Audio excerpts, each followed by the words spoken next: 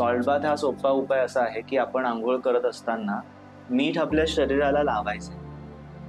Okay, चोळायचं नाहीये, पण you have to apply it and then wait for 1 or 2 minutes, की ज्याच्यात मिठामध्ये गुणधर्म असतो की ते डिसीज एनर्जीला डिसेंटिग्रेट करतं.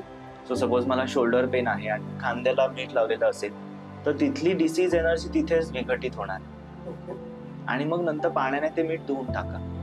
So this is called as salt bath. हे आपण दररोज केलं तर आपला ऑरा क्लीन राहील.